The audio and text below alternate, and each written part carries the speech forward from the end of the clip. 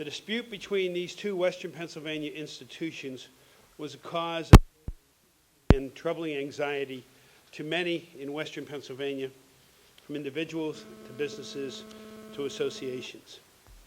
I believe we can all breathe easier now that they have resolved their differences. I think this is good for Highmark, it's good for UPMC, but most importantly, it's good for the patients of Western Pennsylvania. The agreement reached this week continues the Highmark UPM partnership until December the 31st, 2014. Several weeks ago, we were asked, and I brought together the two sides, to sit down with a third-party mediator to work out a solution. David F. Simon, the Executive Vice President and Chief Legal Officer of Jefferson Health System in southeastern Pennsylvania, ably filled that role, and my thanks go out to Mr. Simon. His expertise in both insurance and health system finances was vital to the success of this agreement, and we all owe him a debt of thanks. I also want to thank several members of the legislature, including Senators Don White and Jay Costa, for their participation. House leaders also played important roles, including Majority Leader Frank Turzai, Representative Frank Dermody, and my representative, Randy Volakovich. With that, I'll be happy to answer questions about that, and then we can move into other questions, because I know you all want to ask other questions. What were the key elements that enabled them to agree? Well, I think you're going to have to talk with them, but it was the continuation of the agreement. The key elements itself, I have not read yet. This is an agreement between them. What this was getting them to sit down and hammer out an agreement to continue this till the end of 2014. When the new contract expires, it will be necessary for Highmark and UPMC to once again work out a new contract. But this gives us time for them to work out many of the issues. Will Highmark pay a higher rate under this agreement? You'll have to ask Highmark on that. I said, we are not into what the contents of the agreement were. We were getting an agreement between them. Okay? Other questions? Obviously, I have a Central Pennsylvania group here. Were you ever personally sitting at the negotiation table? No, I never sat at the negotiation table. But I did encourage, when I saw representatives from both UPMC and Highmark here and in Western Pennsylvania, I encouraged them that they need to address this issue. They need to get it done. With the assistance of the legislature backing me up, that if they did not get this done, we would get it done for them. And I don't think anybody wants to see government get into what is really a business relationship. And I think they took that to heart and were able to resolve this. Okay, we can go to other questions. Dennis? There's a rotunda full of advocates for people with mental health, intellectual disabilities, rather.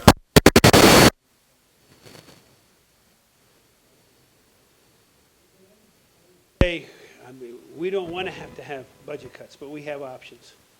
One option is that we have provided the option to the counties in the money that they are receiving to take it into a block grant and distribute it as they see necessary. And if they are able to make savings in certain areas, they can move it into other areas, whether that's in the mental health or whatever. That would be up to the counties.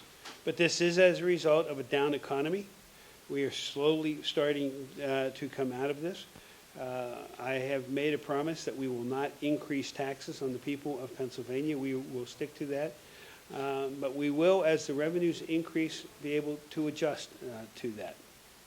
On that subject, you've had 3 months in a row now above revenues above projections. The IFO came out yesterday and said you have more money than you thought you would next year. Are you amenable to restoring some of these budget cuts, particularly for higher ed and social services? But Tony, keep in mind, this happened last year too, didn't it? People came in and said, well, you have $700 million, and they said that was a surplus. In a $4 billion deficit, it's certainly not a surplus. And we counseled against throwing that in. And I would counsel again that we have to be careful as to how we look at it. This is encouraging. Hopefully we are seeing that we are turning the corner, but in dealing with the legislature and discussing it with them, am I open to discussion? Yes, I am open to discussion. But I am concerned that if something were to happen in Europe, and as you know, if you follow the financial discussions going on over there, things aren't exactly on solid footing. If something would happen in the Mideast, we could see a change in this economy very, very quickly.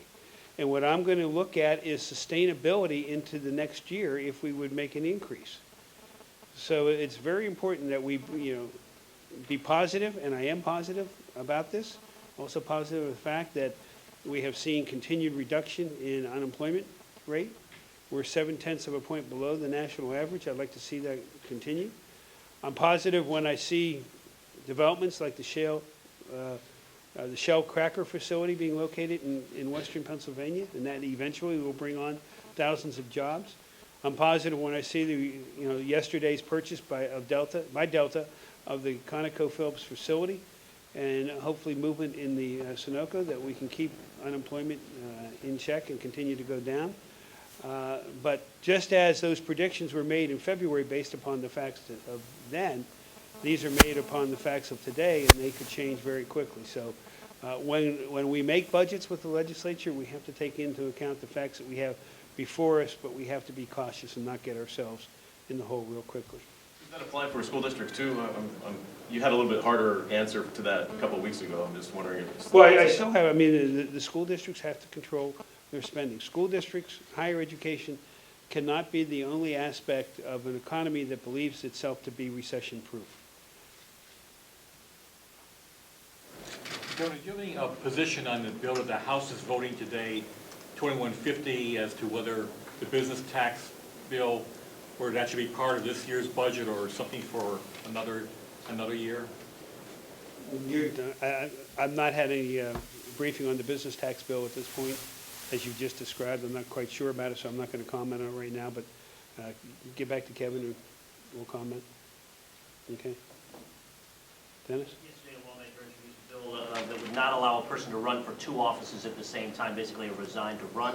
In principle, in theory... Whoa, okay, can't run for 2 at the same time. One and run for another. Oh, that's different. You just described I'm going to be a lawyer on you, Dennis.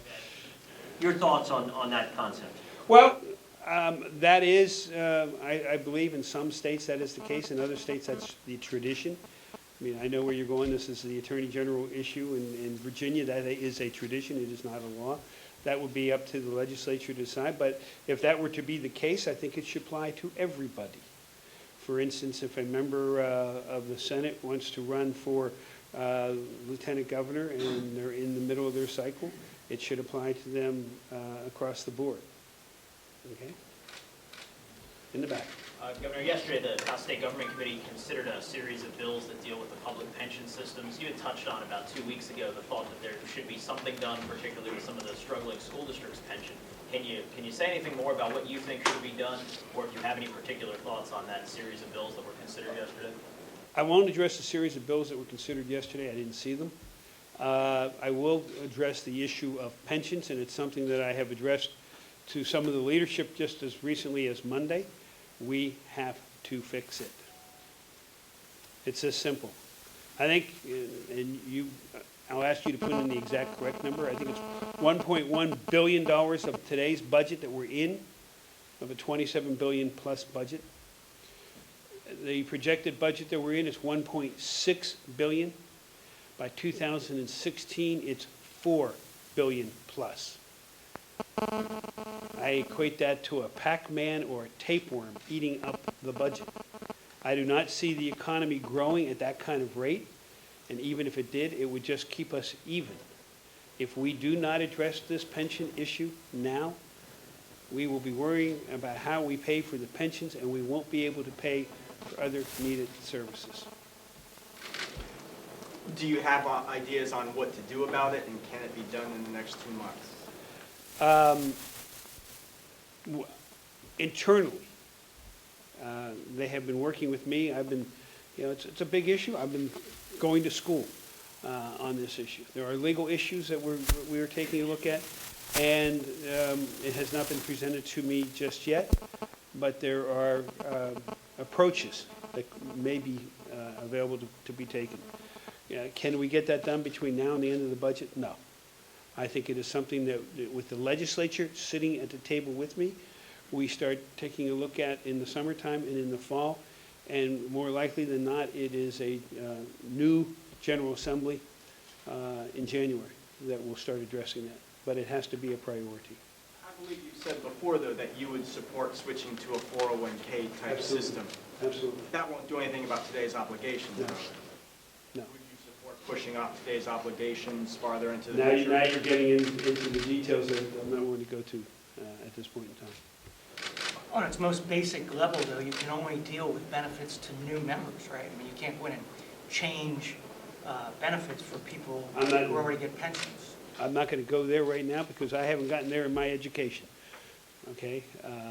I would, on the surface, I think people would agree with you on that, but we cannot continue. And I see members of the House here with me, and I've been talking to some of them.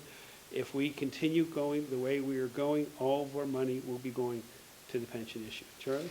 Governor, what other legislative priorities did you set out for legislative leaders this week? We didn't, you all like to use priorities. I like to say, what are we discussing? We're discussing primarily, and these are private discussions, but the discussion that we had this week was the budget and pensions. There were a couple other areas, but I'm going to keep those confidential for right now. When will David Unkovic be replaced? And do you have any interest in finding out what he meant by the political and ethical crosswinds? Well, David has not expressed those to me at this point in time. We have had discussions with a couple individuals to see if there is interest. Do we have more interviews?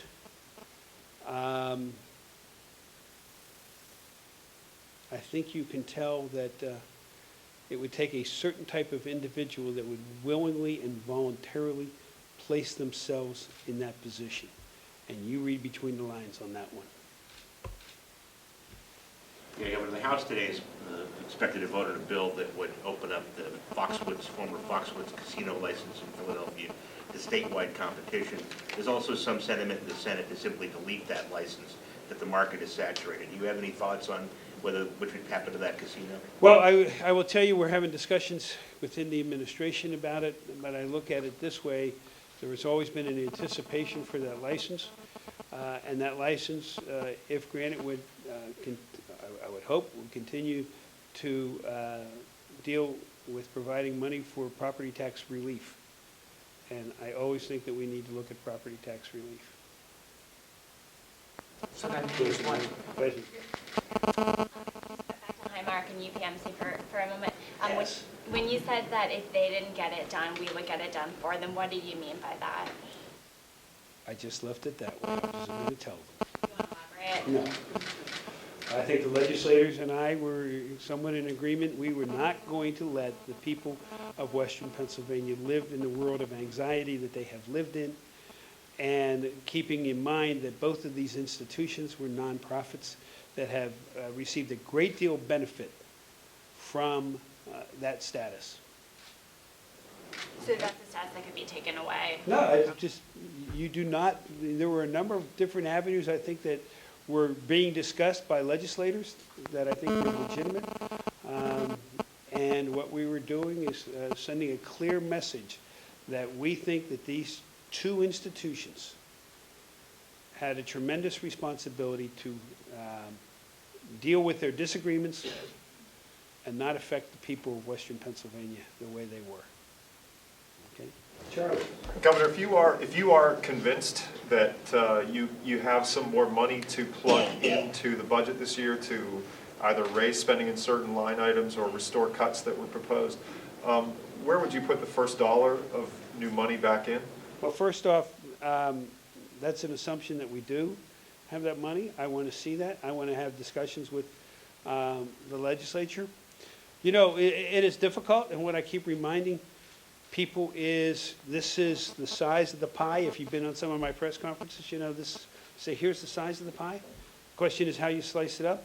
And if people want to increase money to education, or they want to increase money to the social services side, as of before the discussion of maybe there's more money there, where would you take it from? If, because there may be more money, where do you want to put it? I want to hear that. And where else is there other money? And your paper ran a little story today on the front page about where else is there other money. I think everything should be the subject to discussion on the table at this point. Can you give us a feeling of maybe the mood of the meeting with legislative leaders?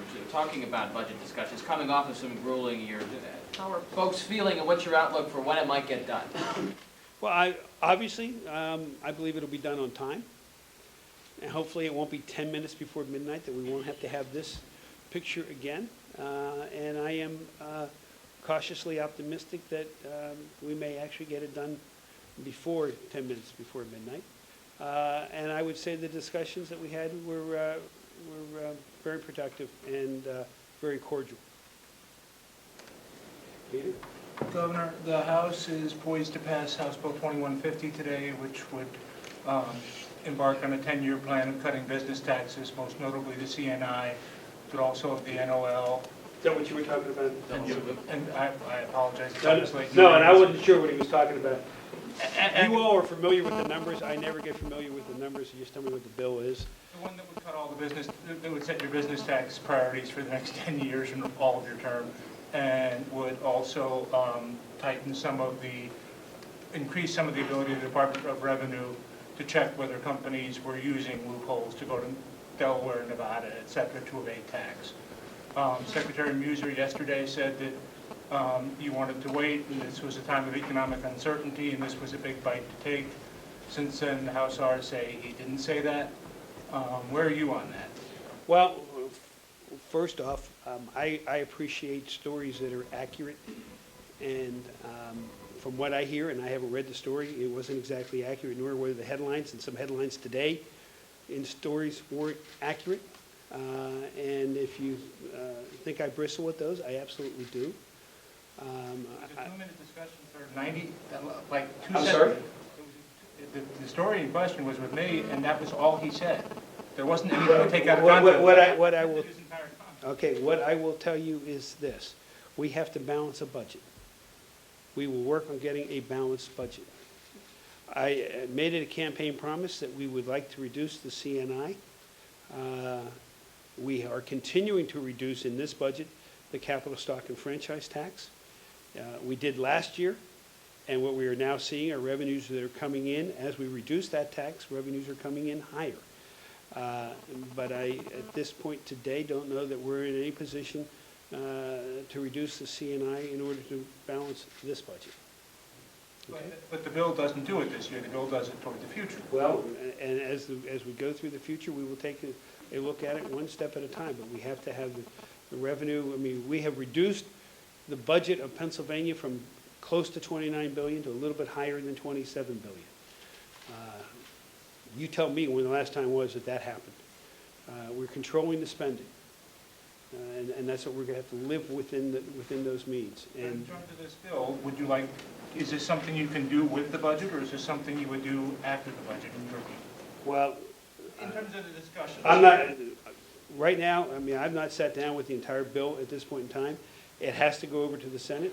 I don't know where the Senate would be going with it at this point in time, and other than that, I'm not going to go beyond that on that question. Amy? Are you planning to attend the Republican National Convention, and if so, will you be speaking?